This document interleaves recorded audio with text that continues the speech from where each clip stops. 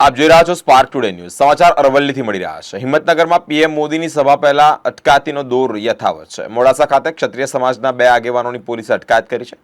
જયદત્તસિંહ પવાર અને બાબુસિંહ ચૌહાણની પોલીસે અટકાયત કરી છે. બંને ક્ષત્રિય આગેવાનોની અટકાયત કરી મોડાસા રૂરલ પોલીસ મથકે લવાયા છે. બંને ક્ષત્રિય આગેવાનોના સમર્થકો મોડાસા રૂરલ પોલીસ મથકે પહોંચ્યા છે. ક્ષત્રિય સમાજના વિરોધને જોતા જ બંને આગેવાનોની અટકાયત કરાઈ છે. જય ભવાની.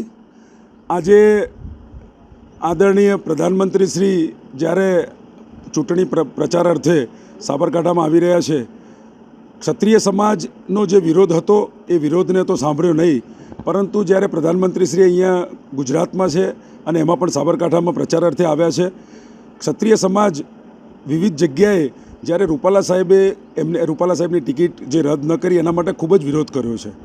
અમને ગુજરાતના પ્રધાનમંત્રી છે, અમને ખૂબ જ આદર છે.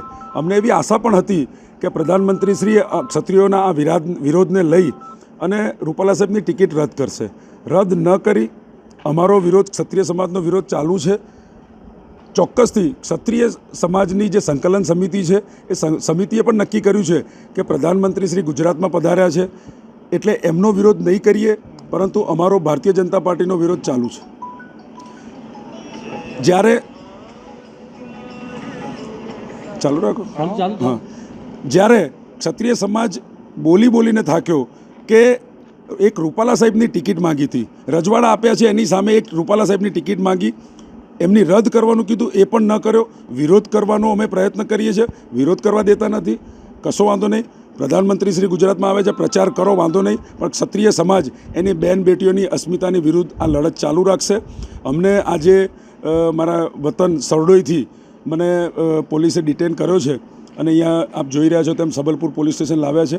અમારો પ્રધાનમંત્રીશ્રીના આ કાર્યક્રમમાં વિરોધ કરવાનો અમને સંકલન સમિતિએ પણ ના પાડી છે. એટલે ચોક્કસથી લોકશાહી ઢબે અમે અમારા વિસ્તારમાં જે વિરોધ પ્રદર્શનો છે ચાલુ રાખવાના છે.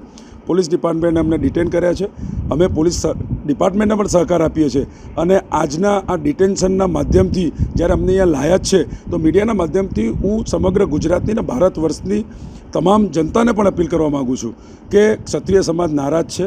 આ નારાજગી દૂર કરવા માટે આપની જોડે સમય હતો, આપે એ નારાજગી દૂર કરી નથી, પરંતુ અમને આપના પ્રત્યે માન છે. સાહેબ, ક્ષત્રિય સમાજને ભૂલીને આપ આ જે રણનીતિ બનાવી રહ્યા છો, રાજનીતિ કરી રહ્યા છો, એ રાજનીતિમાં આપને સફળતા નહીં મળે. અમારા અવાજને દબાવી દેવાનો પ્રયત્ન ન થવો જોઈએ.